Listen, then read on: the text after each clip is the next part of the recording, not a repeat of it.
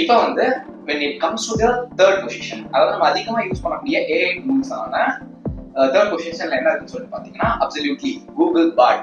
பாட்னா பழைய பாட் கிடையாது, இப்போ நீங்க தான் மாத்தி ஜெமினின்னு சொல்லிட்டு மாத்திட்டாங்க. கண்டிப்பா அதுக்கு நிறைய ட்ரால்ஸும் போச்சு, லைக் நிறைய கான்ட்ரவர்சியான நேமா இருக்கு அப்படின்லாம் வந்து நம்மளோட தமிழ் வந்து சொல்லிட்டு காமிச்சிட்டு இருந்தாங்க. And then so far Sundar Pichai வந்து நம்மளோட ஆளுங்கள என்னன்றது எனக்கு தெரியல. ஸோ எந்த ரீசன்னாலும் தெரியல, அவர் முன்ன தெரிஞ்சாலும் தெரியல, அந்த பேர் மாத்தி ஜெமினின்னு சொல்லிட்டு மாத்தி வச்சிட்டாரு.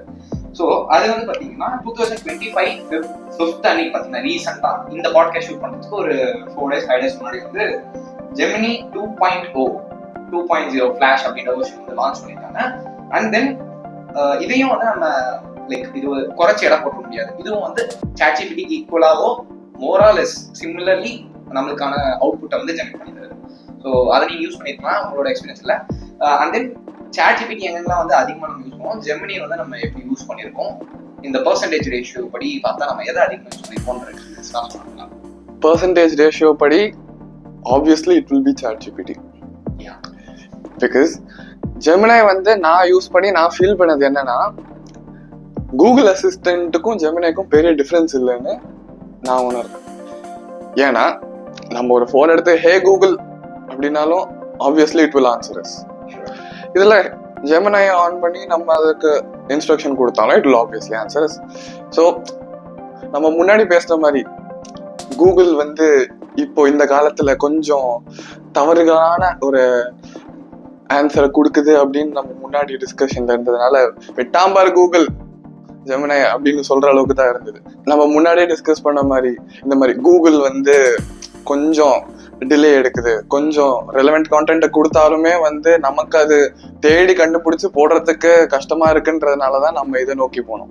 ஆனா வெட்டாம்பாரு கூகுள் ஜெமினைன்னு சொல்லிட்டு எல்லாருமே அதையும் யூஸ் பண்ண ஆரம்பிச்சாங்க. இப்போ எந்திரன் 2.0 மாதிரி இப்போ ஜெமினையும் 2.0 வந்துருச்சு. மறு உருவம் எடுத்து இன்னும் நல்லா கொடுக்கணும் அப்படின்றது வந்து ஃபோக்கஸ்டா வச்சு அவங்க பண்ணியிருக்காங்க. ஸோ மெயினான விஷயம் என்னன்னா, it is not different from the Google Assistant that we have used. கண்டிப்பா நீங்க சொல்ற பாயிண்ட் வந்து கரெக்டா தான் இருக்கு. ஏன்னா கூகுள் ஒரு ஏஐ மாடல் வந்து ட்ரெயின் பண்ணிருக்காங்க அப்படின்னு சொல்லி பாத்தீங்கன்னா, கூகுள் கிட்ட இது வரைக்கும் எக்ஸிஸ்டிங்கா வந்து ஒரு டேட்டா பேஸ் இருக்கும்ல. சோ அந்த டேட்டா பேஸ் கலெக்ஷன்ல தான் இதுக்கு வரைக்கும் எக்ஸிஸ்டிங்கா இருக்கக்கூடிய எல்லா ப்ரீவியஸ் செட் ஆஃப் டேட்டாஸ் எல்லாமே வந்து ஸ்டோர் ஆயிருக்கும். ஸோ அவங்க ஒரு ஏஐ மாடல் ட்ரெயின் பண்றப்ப வந்து அவங்களுக்கு ஈஸியரா இருக்கணும், கன்வீனியன்டா இருக்கணும், அந்த ப்ராசஸ் ஷுட் பி சிம்பிளர் அப்படின்ற காரணத்துக்காக இந்த கூகுளுக்கு என்ன சர்வர்ல டேட்டா பேசஸ் இருக்கோ ஸோ அதை வந்து அப்படியே வந்து டிரான்ஸ்ஃபர் பண்ணி இந்த ஏஐ மாடல் வந்து ட்ரெயின் பண்ணிருப்பாங்க. அப்படி பார்க்கும்போது நீங்க சொன்ன மாதிரி கூகுள் என்ன ரிசல்ட்ஸ் வந்து நமக்கு ப்ரொவைட் பண்ணுதோ அதுக்கு ஏற்ற மாதிரியான ரிசல்ட்ஸ் தான் சிமிலர் டு தட் ஜெமினியும் வந்து ப்ரொவைட் பண்ணும். அண்ட் இந்த 2.0 ஃபிளாஷ்ல வந்து என்ன பண்ணிருக்காங்க அப்படின்னு சொல்லிட்டு நாம பெருசா யூஸ் பண்ணதுல யூஸ் பண்ணிட்டு நம்ம அடுத்த ஒரு கண்டிப்பா சொல்றோம், நீங்களும் ட்ரை பண்ணி பாருங்க. ட்ரை பண்ணி பார்த்துட்டு and then at last of the video நீங்க இந்த டாப் 5 ஏஐ மாடல்ஸ்ல எதை நீங்க அதிகமாக யூஸ் பண்ணிருக்கீங்க, உங்களுக்கு எது ஹெல்ப்ஃபுல்லா இருந்துச்சு அப்படின்னு சொல்லிட்டு கீழே கமெண்ட் பண்ணுங்க, பார்த்து தெரிஞ்சுக்கிறோம். அண்ட் தென் இந்த பாட்காஸ்ட் பார்த்துருக்கக்கூடிய நீங்க நம்ம சேனல் நீங்க ஒரு புது வியூவரா இருந்தா கண்டிப்பா சப்ஸ்கிரைப் பட்டனை கிளிக் பண்ணி வச்சுக்கோங்க. அண்ட் தென் பக்கத்துல இருக்கக்கூடிய பெல் ஐகானை கிளிக் பண்ணி வச்சுக்கோங்க. நம்மளோட யூஸ்ஃபுல்லான இன்ஃபர்மேஷனான வீடியோஸ் வந்து உங்களுக்கு அப்டேட் பண்ணி சேரும். Moving on to the next most used AI tool அப்படின்னு சொல்லிட்டு பாத்தீங்கன்னா வந்து நிக்கிறது நம்மளோட meta AI.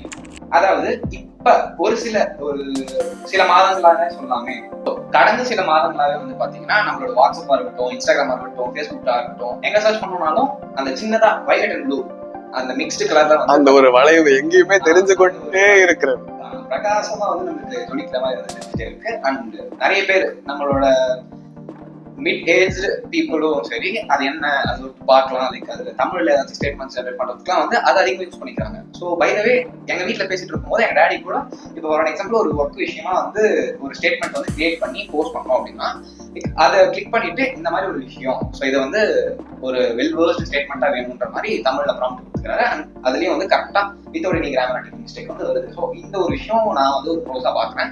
And meta AI வந்து எப்போ லான்ச் பண்ணாங்கன்னு மெட்டா குரூப்ஸ் தான் கிரியேட் பண்ணது. அண்ட் ஏப்ரல் 2024 வந்து இதை லான்ச் பண்றாங்க.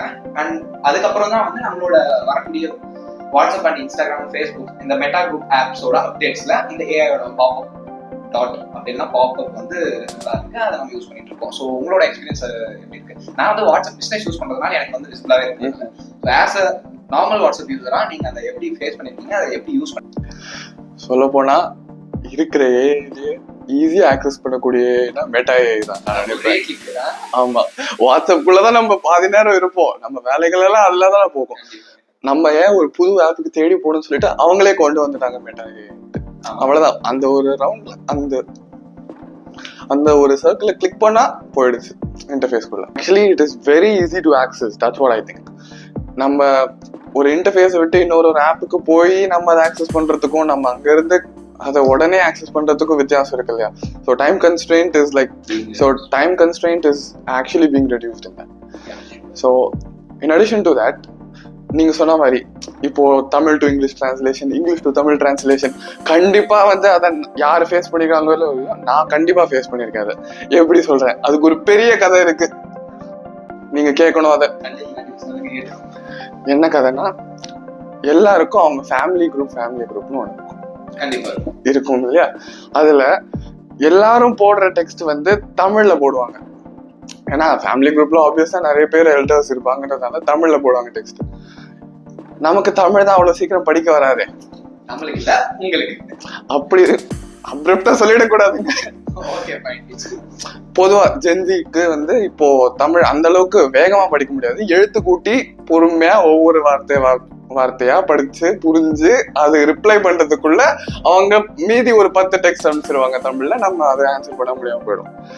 நான் அதை எப்படி ஹெல்ப்ஃபுல்லா நான் அதை ஃபீல் பண்றேன்னா, அதை அங்கேயே காப்பி பண்ணி அப்படியே மெட்டால பேஸ்ட் பண்ணி convert this to English, finished.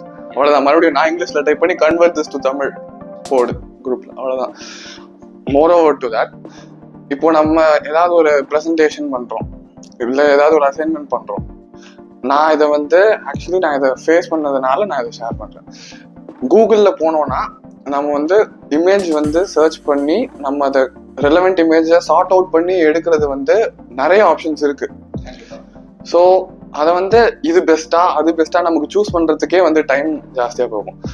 So இதுல வந்து நமக்கு ஏற்ற மாதிரி நம்ம கஸ்டமைஸ் பண்ணிக்கலாம். ஸோ மெட்டா ஏஐல வந்து அது ஒரு ப்ரோவா நான் அதை பாக்குறேன், ஒன் ஆஃப் தி ப்ரோஸ். ஏன்னா நமக்கு பிடிச்சது நமக்கு கொடுக்கறத விட நமக்கு கிடைக்கிறத எடுக்கிறது சந்தோஷம் வந்து கம்மியா தான் இருக்கும். கண்டிப்பா இல்லையா? ஸோ அதனால அதை ஒரு மெயின் அட்வான்டேஜா நான் சொல்லலாம். கண்டிப்பா நீங்க சொன்ன பாயிண்ட் வந்து வேலிடான பாயிண்டா இருக்கும். அண்ட் வியூவர்ஸ் ஆன நீங்க உங்களோட வாட்ஸ்அப் அண்ட் ஃபேஸ்புக் இன்ஸ்டாகிராம்ல வந்து மெட்டா பாப்அப் இருக்குல்ல, ஸோ அந்த ஏஐ டூல் பாப்அப்ல நீங்க என்ன வந்து யூஸ் பண்ணிருக்கீங்க, ஸோ அது உங்களுக்கு எந்த விதத்துல வந்து ஹெல்ப்ஃபுல்லா இருந்திருக்கு அப்படின்றது வந்து கீழே கமெண்ட் செக்ஷன்ல வந்து சொல்லுங்க. And then when stepping on the fifth mostly used AI tool அப்படின்னு சொல்லிட்டு பாத்தீங்கன்னா, நான் ஆக்சுவலி பிளாக் பாக்ஸ் AI தான் வந்து முன்ன வச்சிருக்கோம். ஏன்னு பார்த்தீங்கன்னா, அடுத்தபடியா நம்ம ChatGPT எல்லாம் வந்து யூஸ் பண்ணிட்டு வரைக்கும் நம்ம பார்த்தோம்னா, நம்ம ஒரு சில நம்ம காலேஜ் ஸ்டூடெண்ட்ஸ் இருக்கோம்ல, நம்ம வந்து அதிகமாக யூஸ் பண்றது பார்த்தீங்கன்னா ChatGPT. And next to that, நம்ம ஒரு சில ஹேக்கத்தானோ இல்லை ப்ராஜெக்ட்ஸோ வந்து கொடுக்குறாங்க அப்படின்னா வந்து ஒரு ப்ராப்ளம் ஸ்டேட்மெண்ட் கொடுத்துட்டு அதுக்கான கோடு வந்து எழுதணும் அப்படின்னு பார்த்தீங்கன்னா, அந்த கோட்லாம் வந்து நான் எதில் சர்ச் பண்ணுவேன்னா பிளாக் பாக்ஸ் ஏஐல வந்து சர்ச் பண்ணுவேன். அண்ட் கம்பேரிட்டிவ்லி ChatGPT பார்க்கும்போது பிளாக் பாக்ஸ் ஏஐல வந்து சீக்கிரமாவே எனக்கு தேவையான கோடு வந்து கிடைச்சிருது. Sometimes when it comes to the complex programs like JavaScript எல்லாம் வந்து போகும்போது அதுல நிறைய எரர்ஸ் இருக்கு. அதுல ChatGPT பெஸ்டா இருக்கு. ஸோ இந்த 5th பிளேஸ்ல நான் ஆக்சுவலி பிளாக் பாக்ஸ் ஏஐ தான் வந்து வச்சிருக்கோம். பட் இருந்தாலும் அது கோடிங் எக்ஸ்பர்ட் அப்படின்றதுனால அதை தூக்கி ஓரமா வச்சுட்டு நம்ம ஃபெமிலியரா ஒரு சில இகாம் பிளாட்ஃபார்ம்ஸ் இருக்கட்டும் அப்படின்னா வந்து மற்ற என்டர்பிரைஸ் சொல்யூஷன்ஸ்ல எல்லாம் யூஸ் பண்ணக்கூடிய அலிபாபா, அதாவது சைனால ஆரிஜினேட் ஆன அலிபாபா ஏஐ, அதாவது இது யாரால லான்ச் ஆகுது அப்படின்னு சொல்லிட்டுனா ஜாக்மா அப்படின்றது வந்து 2024 டிசம்பர்ல லான்ச் பண்றாங்க. அண்ட் இது வரைக்கும் நம்ம பார்த்த ஏஐக்கும் இப்ப பாக்குற ஏஐ டூலுக்கும் ஒரு பெரிய வித்தியாசம் இருக்கு. என்ன ஜெகதீஷ் சொல்றது? இது ஓபன் ஏஐ கிடையாது. யா, அப்சல்யூட்லி இது ஓபன் ஏஐ கிடையாது, ஃப்ரீ வெர்ஷன் கிடையாது. அதனால நமக்கு எக்ஸ்போஷர் வந்து கம்மியா தான் இருக்கும். இந்த 4 ஏஐ பத்தி பேசணும்ல இது வரைக்கும். அண்ட் இந்த 4 ஏஐக்கும் இப்ப பேசக்கூடிய அலிபாபா ஏஐக்கும் ஒரு பெரிய டிஃபரன்ஸ் இருக்கு. ஆமா தானே ஜெகதீஷ்? கண்டிப்பா. இது வந்து நம்ம முன்னாடி பார்த்தது எல்லாமே ஓபன் ஏஐ. இது வந்து நம்ம பெய்டு ஆக்சஸ் பண்ணி தான் நம்ம இதை வந்து யூஸ் பண்ண முடியும். So this is not an open AI. அதனால இது பாப்புலரா இருக்கா இல்லையான்றது இப்போதைக்கு இட்ஸ் டிபேட்டபிள் கொஸ்டின் தான்.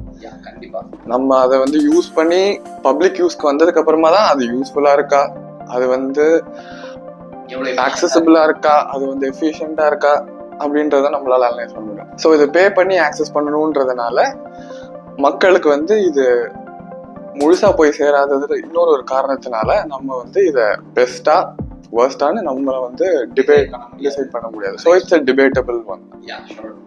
So இந்த ஆலிபாபா ஏஐ வந்து ஒரு ஓப்பன் ஏஐ அப்படி இல்லாத காரணத்தினால நம்மளுக்கு அந்த எக்ஸ்போஷர் கிடைக்கல. இதை பத்தி நம்ம இதோட ப்ராஸ் அண்ட் கான்ஸ் வந்து நம்மளால பேச முடியல.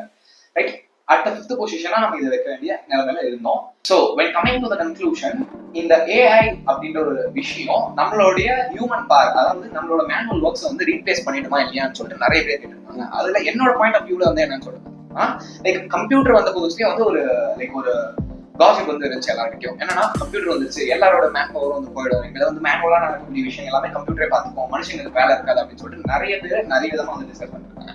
பட் என்ன உண்மையிலேயே நடந்துச்சு அப்படின்னு சொல்லிட்டு பாத்தீங்கன்னா, கம்ப்யூட்டர் நம்மளோட வேலையை வந்து ஈஸியா மாத்தி கொடுத்துச்சு.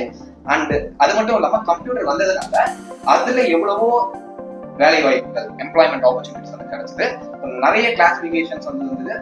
டெக்னாலஜிக்கலி நம்ம டெவலப் ஆகுது கம்ப்யூட்டர் ரொம்ப ஹெல்ப்ஃபுல்லா இருந்துச்சு. ஸோ நான் அந்த பெர்ஸ்பெக்டிவ்ல இருந்து சொல்ல போது ஏஐ அப்படின்ற ஒரு விஷயம் எவால்வ் ஆயிருக்குன்னா அது பூமான ஸ்டேஜ்ல இருந்து இப்போ வரைக்கும் கொஞ்சம் ஹைப் இருந்தாலும் இது வந்து ஒரு கட்டத்துல சேச்சுரேட் ஆகும்.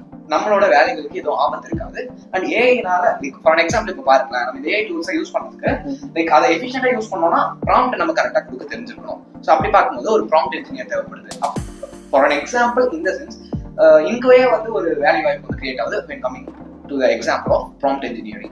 ஸோ அப்படி இருக்கும்போது வேலை நம்மளோட மேனுவல் ஒர்க்குக்கு எதுவும் வந்து டான்ஸரா இருக்காது நான் நினைக்கிறேன். நீங்க என்ன சொல்லுங்க? கண்டிப்பா, even I to feel the same way. இப்போ எது ஒண்ணுமே எடுத்துட்டாலும் அதோடைய ஸ்டார்டிங் ஸ்டேஜ்ல நம்ம வந்து அதை டிசைட் பண்ண முடியாது. அது இப்படிதான், இது இப்படிதான் அப்படின்னு சொல்லிட்டு நம்ம ஃபிக்ஸ் பண்ண முடியாது இல்லையா? ஸோ ஏஐன்றது வந்து நமக்கு இந்த கொஞ்சம் வருஷமா தான் இன்ட்ரடியூஸ் ஆச்சு. ஸோ இன்னும் கொஞ்சம் வருஷம் கழிச்சு நம்ம வந்து இன்னும் இது இவால்வ் ஆகி அது வந்ததுக்கு அப்புறமா தான் நம்மளால வந்து ஒரு கன்க்ளூஷனுக்கு வர முடியும்னு சொல்ல முடியாது, ஒரு மைண்ட் செட்டுக்கு வர முடியும். ஏன்னா இது வந்து அப்பதான் இது நமக்கு யூஸ்ஃபுல்லா, இது நம்மள மாத்துமா, இது மாறுமா அதோட ஓன்லயே அப்படின்னு சொல்லிட்டு நம்மளால அனலைஸ் பண்ண முடியும். ஸோ நீங்க சொன்ன மாதிரி கம்ப்யூட்டரோட ரெவல்யூஷன் வந்து எல்லார் உள்ளயுமே வந்து ஒரு தாக்கத்தை ஏற்படுத்தி இருக்கும் கண்டிப்பாக.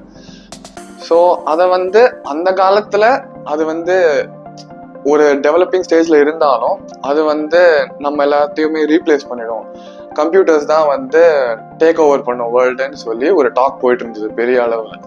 ஸோ இப்போவுமே வந்து ஏஐ பத்தி அந்த டாக் போயிட்டு இருக்கு. ஸோ அது வந்து இவால்வ் ஆகி நம்மளை விட அது அதிகமா வேலை செஞ்சு அது வந்து அதோடைய ஓன்ல ஆக்ட் ஆகுமா இல்ல நம்ம அதை கண்ட்ரோல் பண்ணுவோமான்றது தெரியல. So even though Elon Musk has quoted that, so இதை வந்து எலான் மஸ்க்கும் அவருடைய பெர்ஸ்பெக்டிவ்ல கோட் பண்ணியிருக்காரு. என்னன்னா, AI will take over the world if we don't act priorly. So Elon Musk கூட அவருடைய தாட்டை வந்து எக்ஸ்பிரஸ் பண்ணியிருக்காரு. நம்ம பார்த்துருப்போம் நிறைய ரீல்ஸ்ல வந்து like AI is too dangerous அப்படின்னு சொல்லியிருக்காரு. ஸோ அந்த ஒரு மீட்டிங்ல சொல்லியிருப்பாரு, அதை கட் பண்ணி நிறைய ரீல்ஸ்ல போட்டு ஸோ ஏஐ என்னென்னலாம் பண்ணியிருக்கா அப்படின்ற மாதிரி ஸோ அது வந்து ஒரு டெக் ஜாயண்டோடைய பெர்ஸ்பெக்டிவ்ன்றதுனால நம்ம அதை கண்டிப்பா கன்சிடரேஷன்ல எடுக்க வேண்டிய ஒரு விஷயம் தான். இருந்தாலும் நமக்கு என்னன்னு தெரியாது. We don't know what the future holds for us, right? So we have to wait for it, obviously. நீங்க சொன்னதை கண்டிப்பா ஒத்துக்கே ஆகணும். என்னதான் நம்ம பேசினாலும் எத்தனை நிமிஷங்கள் பேசினாலும் சரி, இதோட கன்க்ளூஷன் எங்க வந்து போய் முடியும் அப்படின்னு சொல்லிட்டு பாத்தீங்கன்னா நம்ம கண்டிப்பா வெயிட் பண்ணி தான் பார்த்தாகணும். ஏன்னா it may go in a good way or it may go in the declination way. So அது வந்து எந்த ஸ்டேஜுக்கு போய் முடியுது அப்படின்ட்டு ஃபியூச்சர் அந்த டைம் தான் வந்து பதில் சொல்லணும். இதோட இந்த டெக் ஃபிலாசபி பாட்காஸ்ட்டை நம்ம வந்து எட் பண்ணிக்கலாம் அப்படின்னு சொல்லிட்டு நம்ம நிறைய நாளாக பேசிட்டோம். அண்ட் அடுத்த ஒரு எபிசோட்ல ஒரு இன்ட்ரெஸ்டிங்கான டாபிக்கோட வந்து இன்னும் இன்சைட்ஸை வந்து நம்ம ஷேர் பண்ணிக்கலாம் கண்டிப்பா. ஸோ அடுத்த ஒரு வீடியோவில் சந்திக்கலாம். Until then, signing off from Pratik Antras, and thanks for being here for the podcast, Jagadish Kumar. Thank you for having me. So கண்டிப்பா அடுத்த தடவை நம்ம ஒரு புது விஷயத்தை கொண்டு வந்து அதை பத்தி டிஸ்கஸ் பண்ணலாம். Obviously it will be helpful for the users as well. Yeah, sure. So by the way, we are signing off here. Tata bye bye. And நம்மளோட சேனலுக்கு நீங்க ஒரு புதியவரா கண்டிப்பா சப்ஸ்கிரைப் பட்டனை கிளிக் பண்ணி வச்சுக்கோங்க. இதுக்கு மேல இன்னும் நிறைய இன்ஃபர்மேட்டிவான விஷயங்கள் வந்து உங்களை வந்து சேரும். Bye bye. Cheers.